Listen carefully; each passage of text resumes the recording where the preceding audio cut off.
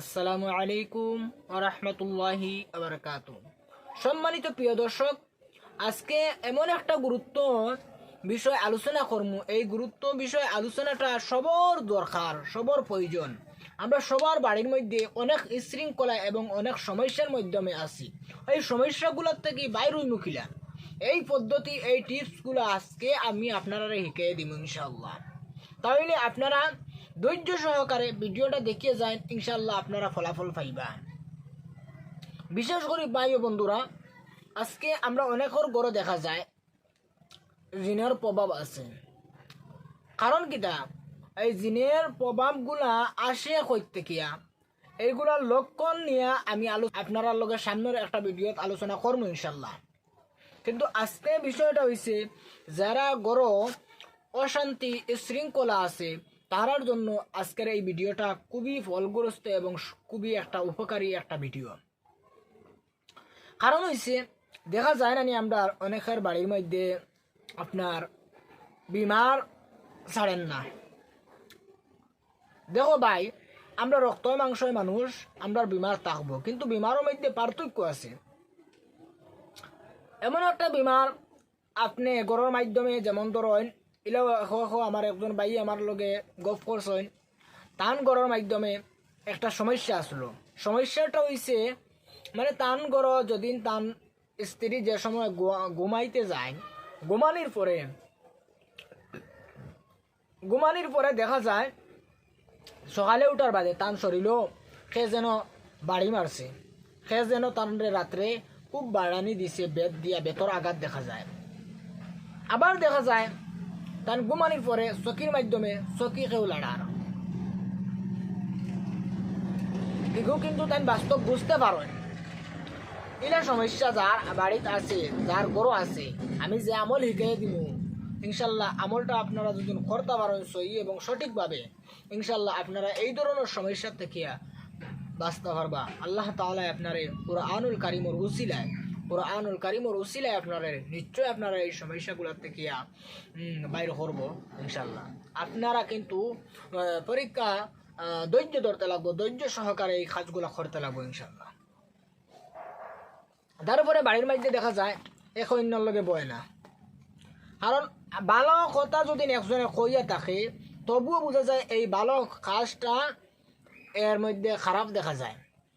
যেমন বড় ভাইয়ে ছোট ভাইরে কইছে এই কাজটা কর, কিন্তু ছোট ভাইয়ে ভাবছে আমার ভাইয়ে খারাপ কইছে, তার বড় ভাইয়ের লগে হে বাজে আচরণ করছে।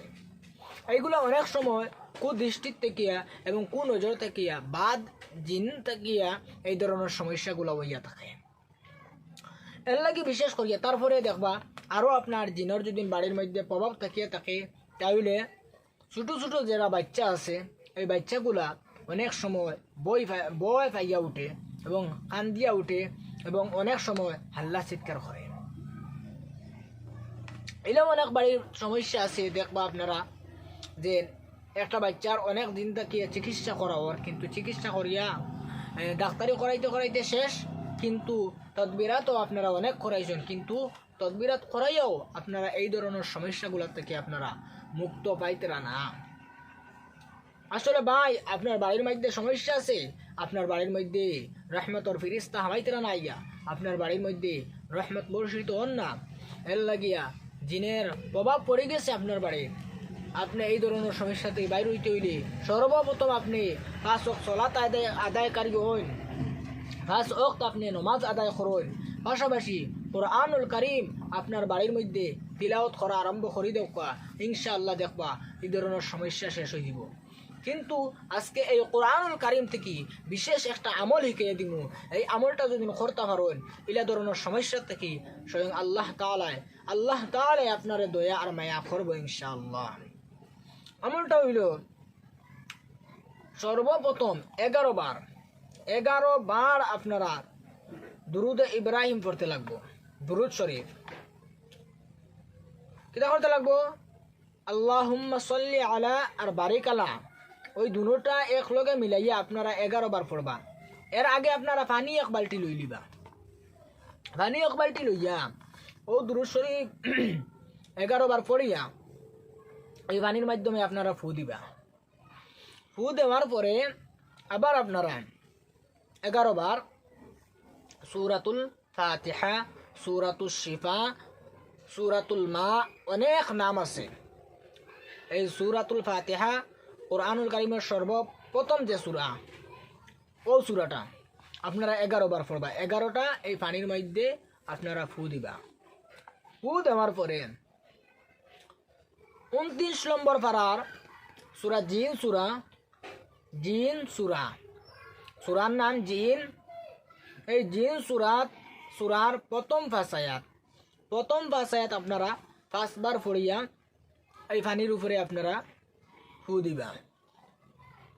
ফু দেওয়ার পরে আপনারা আবার একটা কাজ করবেন, সূরা ফালাক 7 বার এবং সূরা নাস 7 বার পড়িয়া এই পানির মাধ্যমে ফু দিবা। শেষে একবার দুরুদ ইব্রাহিম পড়ি লইবা। পড়িয়া আপনার পানি বনি গেছে ইনশাল্লাহ।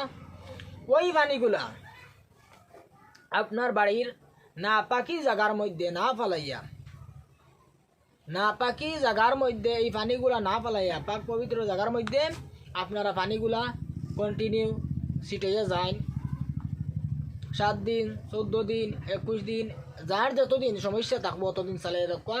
এটা যেন একদম যেন 7 দিন চালাইতে লাগবো আর 21 দিন চালাইতে লাগবো, এগুলা কোনো কথা নাই ভাই। আপনার সমস্যা যতদিন থাকবে ততদিন আপনি এই কাজগুলো আপনি চালাইয়া যাইবা। আর আপনি সূরা বাকারার তিলাওয়াত বাড়ির মধ্যে আরম্ভ করি লক্ষ্য, ইনশাল্লাহ আপনার বাড়ির থেকে এই ধরনের সমস্যাগুলা হরিয়া যাইব গিয়া, এই সমস্যাগুলা আর দেখা দিত না। আজকের আমলগুলা আপনারা নিশ্চয় উপকারে আইব ইনশাল্লাহ, আমি আশা করি। যদি আপনার আর উপকারও লাগে ইনশাল্লাহ আমার পেজটা ফলো করবা, ইউটিউব থেকে দেখলে ইউটিউব চ্যানেলটা সাবস্ক্রাইব করবা আর আমার পাশে থাকবা ইনশাল্লাহ। আর আপনার মতামত কমেন্টের মাধ্যমে জানাইতে পারেন ইনশাল্লাহ। আসসালামু আলাইকুম ওয়া রাহমাতুল্লাহি ওয়া বারাকাতুহু।